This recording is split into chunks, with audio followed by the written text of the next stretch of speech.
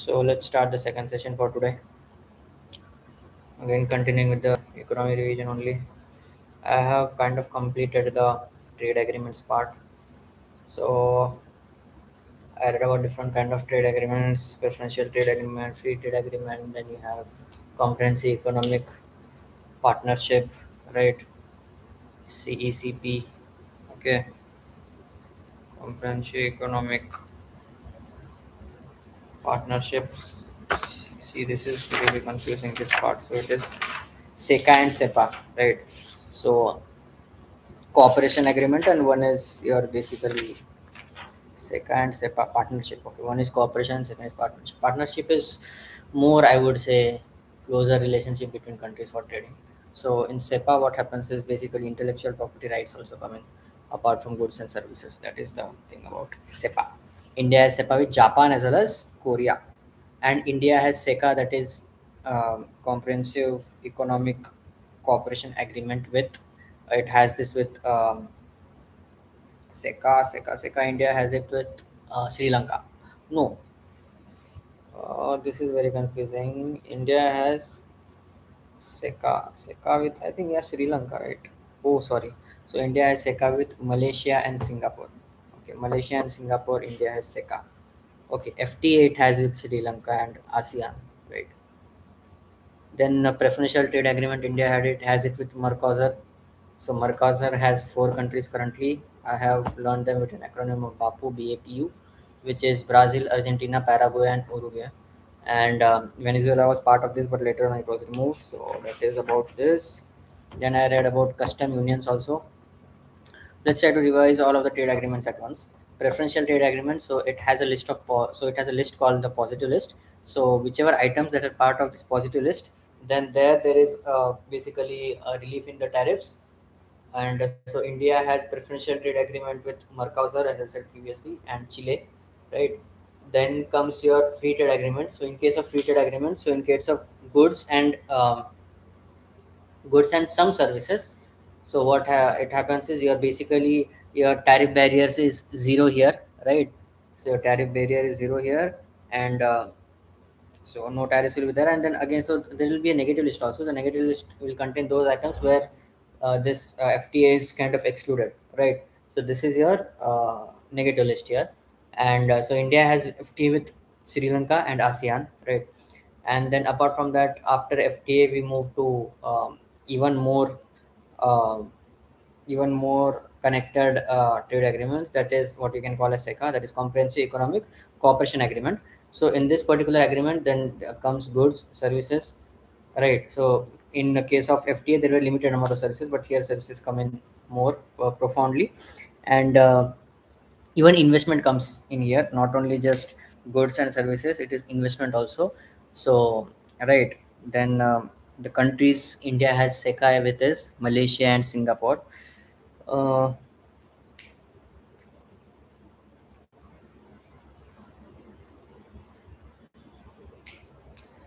Let me try to see a more.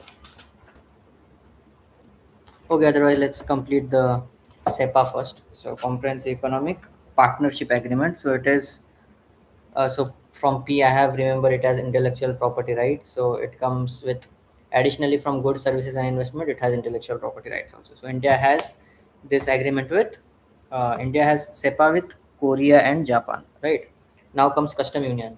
Now in case of custom union, so custom union is again even closer this. So I'll remember this from example of South Africa. So South Africa has this custom union where the labor force can also be shared apart from this. So labor force can also be shared here.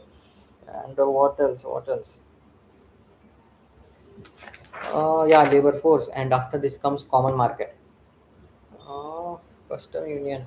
Okay, sorry. I confused between custom union and common market. So see, custom union just means that all the countries will have similar kind of tariffs, internal tariffs as well as external tariffs. So if let's say they are doing trade deal with some other country, then all the countries of this particular union will have similar kind of tariffs.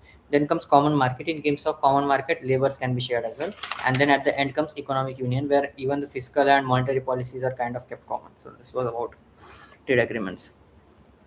But yeah, so the places that I am kind of missing out is SECA and SEPA. So for SECA, I had missed the countries. For SECA, the countries are Malaysia and Singapore. And the other thing that I messed up with was custom union and common market. So common market, I should remember that okay, labor is also common here, something like that I should remember, so that labor force can also be shared here. And then comes custom union. Custom union just means that all of them would have similar kind of tariffs for any external player. So if let's say any country from this South African custom union tries to the trade with India, then all of them will have similar kind of tariffs there. Right. This was about this. What else do we need to remember? I think that should be with this. Let me just see if I missed out with something. Yeah, so in preferential trade agreement, only tariffs are reduced, but in case of FTA, tariffs are eliminated completely. Then here you have investments in sorry, in SECA you can have this intellectual property rights also, but they are very limited. But in case of your SEPA, it is investment plus intellectual property rights. This is even better. Then comes your custom union, custom common tariff. I said that. Then all tariffs are zero. Okay, tariffs is zero, but non-tariff barriers are minimum. Okay, okay. And in case of single market, non-tariff barrier is zero. Everything is kind of again in European. Okay, yeah. So I think we have kind of remembered this. It should be good. So this is what I revised today. There are some specific agreements also. I think we should let's go over some of them. So one of the important agreements is I'll just write this down. Some special agreements. So first was India has this with Sri Lanka. This is more of a technological agreement where it is called as ETCA. Okay, it is called as ETCA. So it is economic and technological. Okay, so economic and technological agreement. So as we had seen previously, India and Sri Lanka had only free trade agreement, but with this economic and technical agreement, what it does is they an agreement to trade in services in technological exchange. So technological exchange comes in here, right? So the main point that comes here is technological exchange. This was ETCA, economic and technological agreement. Now India has one more agreement with the countries in UAE. Okay, so what it does is so for common projects, something like that, it was there. Sorry, okay. So let's say if Indian government wants some infrastructure or wants some goods or services for their particular project, and they can procure from UAE, right? So I'll remember this as government procurement, and this agreement is called as uh, what is this agreement called? Let me reread this name. This is again something that I am forgetting.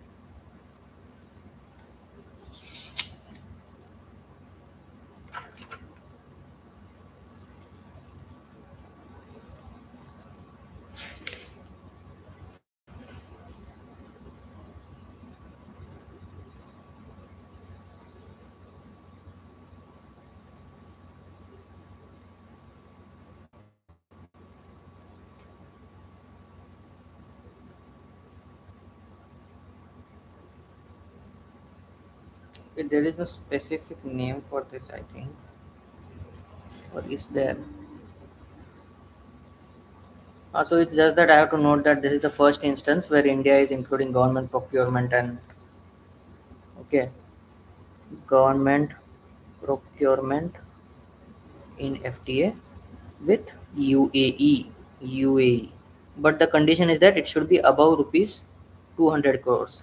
So that if let's say there are some local players which want to provide the goods or services to the Indian government, then they should get the fair chance. It should not happen that okay, we are doing this agreement and like the goods and services are coming from outside India and the local players are not getting any chance. So that is the reason that this cap is kept, that it should be about 200 crores. Yeah, this is done. What else? Okay, India and Korea, we had remember that it was SEPA, right? SEPA was there in this, but there was one more thing that they do, that they included yoga and taekwondo instructors in the list of professionals under the. Okay, this means Indians can now. Okay. Okay. Yeah, I think that should be it. We have kind of. Okay, okay. There is this ECTA. Okay, which India has with Australia also. This is also one thing that I should note. ECTA. Okay, this is Economic Cooperation and Trade Agreement. Economic Cooperation and Trade Agreement. So, so they were looking for a free trade agreement, but suspended. Okay, okay. So basically, India and Australia were looking for a free trade agreement, but India denied the access for the agricultural products directly from Australia. So again, the same reason that local players may get hurt due to that, and that's why this could not happen.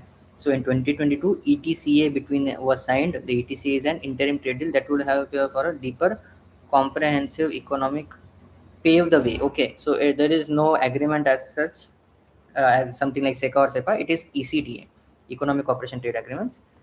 ECTA mostly covers concessions in goods and services. Okay, concessions in some. So it will be concession in trade of. Okay, it is just concession. Okay, concession in trade of goods and services. It's not completely with Australia because we could not come at a. So in any of our GS answers in international relations, if we get some question about Australia, we can state that India can try to strengthen this and try to make it SEPA or SECA so that it becomes better. Yeah, so this is again some important thing. And also see, there was one more thing. So that was uh, Indian graduates got the post-study work visas. Indian graduates to also get post-study work visas.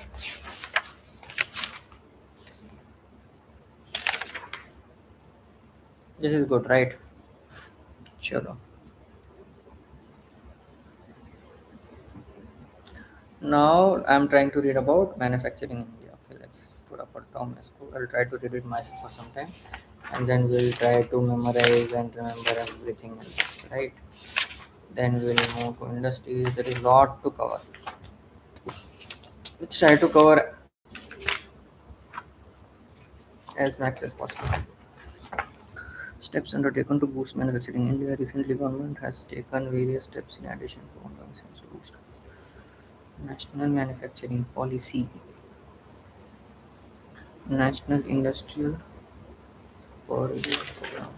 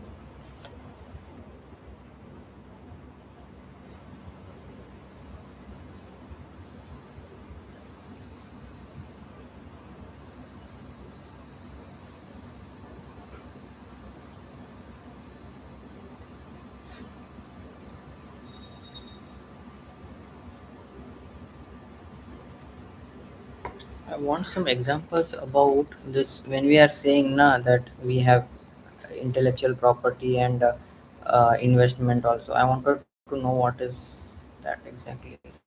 So let me search that also. In SEPA, intellectual property rights, and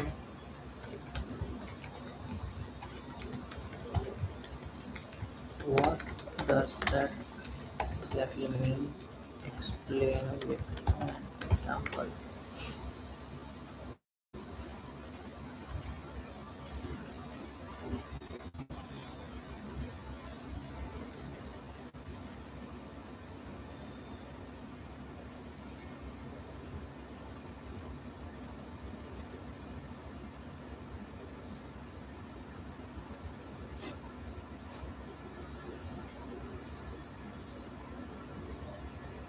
Countries agree to protect each other's innovations and brands better. Okay. Suppose an Indian company invents a new medicine. That medicine gets a patent in India. Now, if India signs a SEPA with another country, so the United States, United Arab Emirates, then the United Arab Emirates may agree to recognize and protect that patent better. Okay. Punish copying fake versions. Nice. And make patent registration easier. Okay. Feel safe door. Okay. How does doing business come in here now?